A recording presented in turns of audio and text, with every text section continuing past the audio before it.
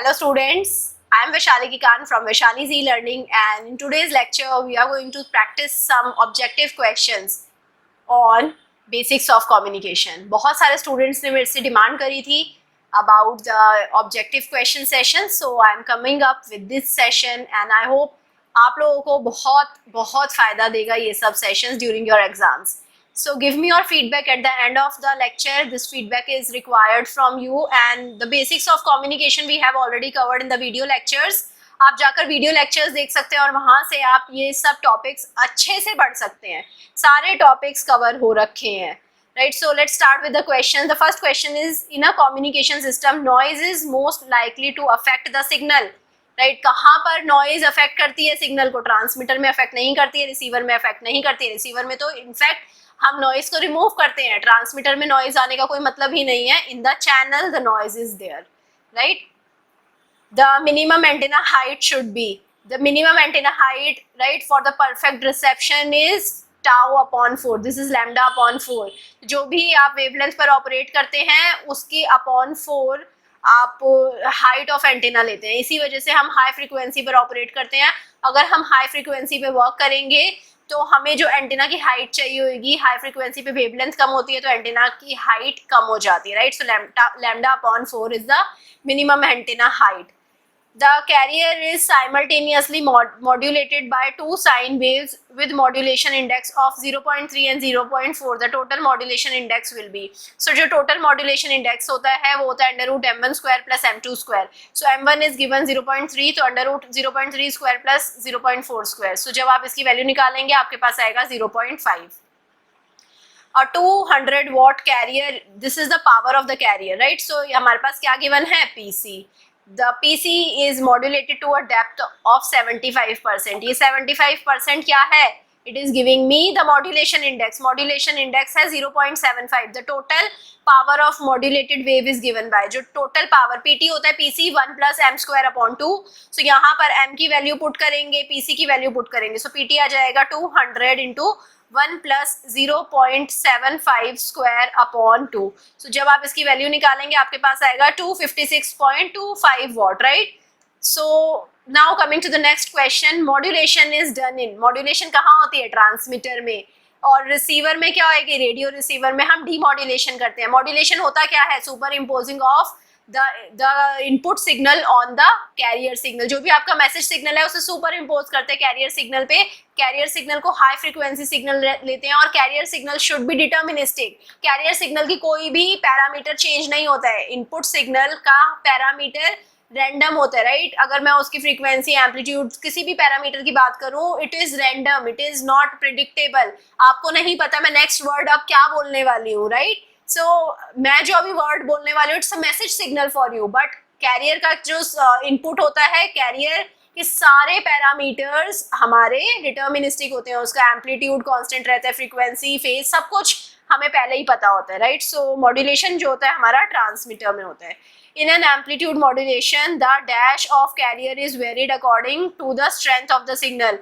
Amplitude modulation में क्या vary करते हैं? एम्पलीट्यूड. फ्रीक्वेंसी मॉड्यूलेशन में फ्रीक्वेंसी वेरी करते हैं. फेज मॉड्यूलेशन में हम फेज वेरी करते हैं कैरियर का. राइट, सो अब हम कैरियर जो डिटर्मिनिस्टिक था उसका अगर हम एम्पलीट्यूड इनपुट सिग्नल के एम्पलीट्यूड की तरह वेरी कर देंगे तो अब कैरियर भी हमारा इनपुट सिग्नल को डिनोट करेगा. Right, so this is what we do.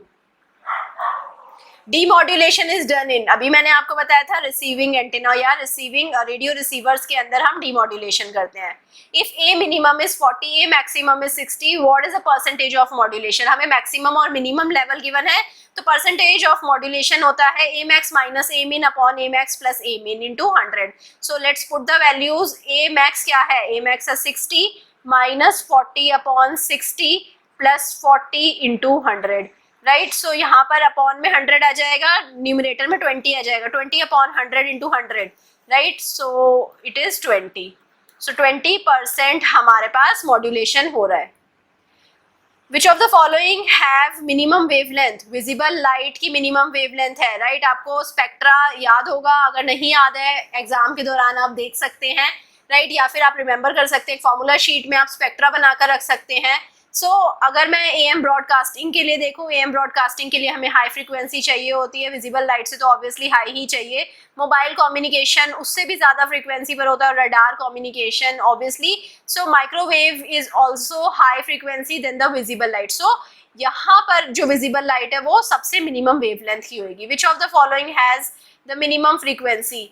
Minimum frequency AM broadcast, mobile, visible light और सैटेलाइट। सो AM ब्रॉडकास्टिंग के लिए हमें मिनिमम फ्रीक्वेंसी चाहिए होगी। Which of the following are not electromagnetic waves? Visible light electromagnetic waves का part है, gamma rays भी EM waves में होते हैं, एक्स रेज भी EM वेव्स में होते हैं, but beta rays EM wave में नहीं होते हैं। Which of the following are the benefit of the modulation? It reduce the height of antenna, right?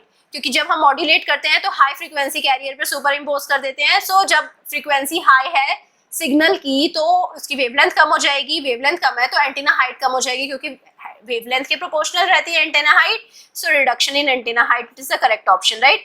Then avoid mixing of the signal, right. अगर क्योंकि हम डिफरेंट सिग्नल्स को लेते हैं, डिफरेंट फ्रीक्वेंसी या डिफरेंट फेज पर उसे सुपर इम्पोज करते हैं, and now this signal which is having different frequency or different phase, these can not be intermixed। अगर मैं अभी बोल रही हूँ, मेरे साथ simultaneously यहाँ पर आकर कोई और बोलने लग जाए, हम दोनों के सिग्नल्स इंटरमिक्स होकर आपके पास पहुंचेंगे, बट ये दोनों सिग्नल अगर अलग अलग फ्रीक्वेंसी वेव पे जाएं तो ये इंटरमिक्स नहीं होंगे। सो इसको हम मल्टीप्लेक्सिंग बोलते हैं। ये मल्टीप्लेक्सिंग हम कर सकते हैं with the help of modulation. So again this is a correct option. This is also a benefit of modulation. Increase the range of communication, range increase हो जाएगी। अभी मैं आपसे बात कर रही हूँ क्योंकि मॉड्यूलेशन हो चुका है यहाँ पर इस सिग्नल का। आप मेरे से बहुत दूर भी प्रेजेंट हो सकते हैं, आप मेरे पास भी हो सकते हैं, राइट, मेरी लोकेलिटी में भी हो सकते हैं, बट अगर even if you are in my locality, you are in someone else house, बहुत या थोड़े दूर के किसी हाउस में है, you my voice can not reach to you, right. मेरे साथ वाले हाउस तक ही एट मैक्स मेरी वॉइस रीच कर सकती है।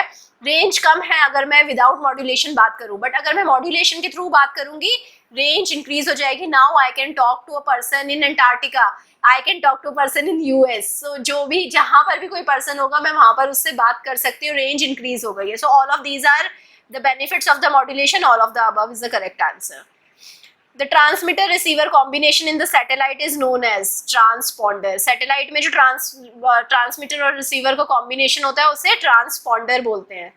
For a global communication the minimum number of satellite needed. अगर हमें पूरे अर्थ को कवर करना है तो 3 मिनिमम सैटेलाइट हमें रिक्वायर्ड होती है, ये आप याद कर सकते हैं।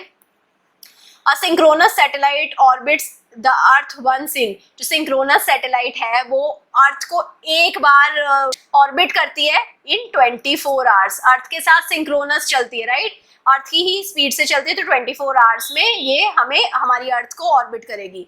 जियो stationery satellites are located at a height of, आप याद रख सकते हैं 36,000 kilometre from the earth geostationary satellite locate होती है। और जियो स्टेशनरी सैटेलाइट वही किसी भी पॉइंट पर स्टेबल रहती है। अगर इंडिया के ऊपर है जियो स्टेशनरी सैटेलाइट, दिल्ली के ऊपर है तो दिल्ली के ऊपर ही रहेगी वो, राइट, वो एक पर्टिकुलर पॉइंट के ऊपर कांस्टेंट रहेगी।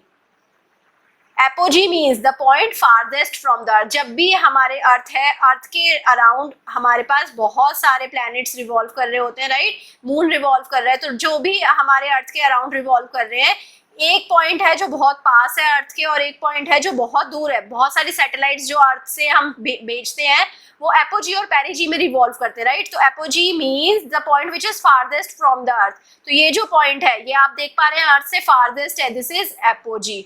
जब हम सैटेलाइट भेजेंगे वो अगर यहाँ पर पहुंची है एपोजी पर, ये हमारा फारदेस्ट पॉइंट होएगा सैटेलाइट का अर्थ से। पेरिजी the point which is closest from the earth, right. The application of satellite system is weather forecasting। weather forecasting में satellite system को हम यूज कर सकते हैं। terrestrial communication में नहीं यूज करते हैं, सैटेलाइट को पॉइंट टू पॉइंट कम्युनिकेशन में भी नहीं यूज करते क्योंकि बहुत ज्यादा कॉस्टली हो जाता है। The optimum working of the frequency for satellite system lies between। Satellite system के लिए जो फ्रीक्वेंसी होती है 3 गीगाहर्ट्ज टू 30 गीगाहर्ट्ज होती है, आप इसको भी याद कर सकते हैं। A communication satellite is a repeater between। जब भी कम्युनिकेशन सैटेलाइट होता है उसमें जो रिपीटर होता है, रिपीटर क्या करता है, रिपीटर में many transmitting and many receiving stations होते हैं, राइट। रिपीटर क्या करता है, जब भी हमारा सिग्नल बहुत दूर भेजना है, सिग्नल में चैनल में बहुत सारा नॉइज आता है, सिग्नल फेड आउट हो जाता है, तो सिग्नल रिपीटर के पास जाता है, रिपीटर नॉइज हटाता है, फिर से सिग्नल को एम्पलीफाई करता है और फिर से भेज देता है। तो इसमें बहुत सारे ट्रांसमीटर एंड बहुत सारे रिसीवर होंगे, क्योंकि इसे सिग्नल को कैच भी करना है, फिर से सिग्नल को ट्रांसमिट भी करना है। The term radar stands for radio detection and ranging, ये तो आपको पता ही होगा या याद कर सकते हैं। The antenna current of an AM transmitter is 8 ampere when only carrier is sent but, so ये 8 एम्पेयर क्या है, कैरियर का करंट IC गिवन है, right. So but it is increasing to 8.93 when the carrier is modulated by sine wave. Find the modulation index. IT होता है IC under root 1 plus m square upon 2. So IT given है 8.93, IC given है 8 under root 1 plus m square upon 2. अब क्या करेंगे आप, 8.93 upon 8 को square कर देंगे, इसमें से 1 को सब्ट्रैक्ट करेंगे, it will be equal to m square upon 2। तो यहाँ पर जब इसको 2 से मल्टीप्लाई करेंगे, अंडर रूट ले लेंगे, आपके पास आएगा 0.7। कैलकुलेटर निकालिए, find out this. A broadcast radio transmitter radiates 10 kilowatt when the modulation percentage is 60. How much of this is carrier power? So total power given है 10 kilowatt, m given है, m है 60%, तो इसे हम 0.6 लिख सकते हैं। So 10 हो जाएगा, 10 किलोवाट है, so आंसर भी किलोवाट में आएगा, तो हमने डायरेक्टली 10 ही लिख लिया। 10 हो जाएगा PC 1 plus 0.6 square upon 2। So जब आप इसको निकालेंगे, PC यहाँ से लीनियर इक्वेशन है, आप निकाल सकते हैं। सो यहाँ से PC जो आएगी वो आएगा 8.47 kilowatt. Dash is a second generation cellular phone system used in Europe. Europe में GSM यूज होता है as a 2G system. Is a second generation cellular phone system based on CDMA and DSSS। So CDMA is code division multiple access, राइट। So DSSS क्या होता है, direct sequence spread spectrum. CDMA और DSSS पे based क्या होता है, IS-95। GSM is a digital cellular phone system using, यहाँ पर both A and B। GSM में FDMA और TDMA। FDMA क्या होता है, frequency division multiple access, TDMA time division multiple access, CDMA is code division multiple access. आपको इनकी detail में नहीं जाना है। सो GSM में FDMA और TDMA ही यूज होता है।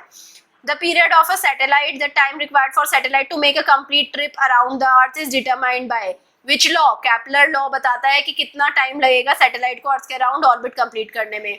Half duplex system for communication has. Half duplex system में क्या होएगा, both transmitter, both the station can transmit as well at receive but not at the same time. जैसे कि आपका वॉकी टॉकी, वॉकी टॉकी से क्या करेंगे आप, ट्रांसमिट कर सकते हैं, रिसीव भी कर सकते हैं सिग्नल, बट दोनों वॉकी टॉकी सेम टाइम पर इनेबल नहीं होते, तो ये हाफ डुप्लेक्स हो गया। फुल डुप्लेक्स क्या होता है, जैसे हमारा फोन पे जब हम किसी से बात करते हैं तो हम भी बात कर सकते हैं, वो भी सेम टू सेम टाइम पे बोल सकता है, राइट। तो ये फुल डुप्लेक्स सिस्टम हो गया। Full duplex system for communication has both stations can transmit and receive at the same time. Simplex system for communication has, communication is unidirectional. जैसे कि आप रेडियो की बात करें तो रेडियो में सिर्फ हम रेडियो की आवाज सुन सकते हैं, हम अपनी आवाज रेडियो तक नहीं पहुंचा सकते हैं through radio stations, right. The benefit of 5G over 4G mobile communication, ubiquitous connectivity, right. Very low latency, latency बहुत कम है जिससे कि कॉल ड्रॉप नहीं होती है। High speed gigabit connection, right, high speed तो रहेगा ही, 4G से 5G पे जा रहे हैं। सो all of the above.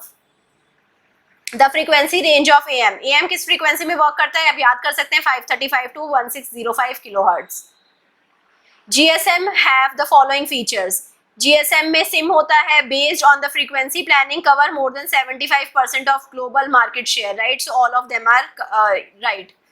So I hope आपको सारे क्वेश्चंस अच्छे से समझ आएंगे। किसी भी क्वेश्चन में कुछ भी डाउट है, अपने डाउट को कमेंट सेक्शन में जाकर लिख दीजिए।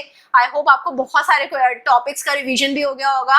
किसी टॉपिक में आपको कुछ इशू है वो भी जाकर कमेंट सेक्शन में लिख सकते हैं। And if I am not able to reply to you, अपने दोस्तों की रिप्लाई कर दीजिए, अपने दोस्तों की हेल्प कर दीजिए। मे बी आपका जो रिप्लाई रहेगा उससे किसी की हेल्प हो जाए and he will be like very happy after seeing your reply. So if you have any feedback for me, give the feedback. Like this video if you have gained any help from it. Subscribe the channel, share it with your friends and also give me your feedback. Thank you so much.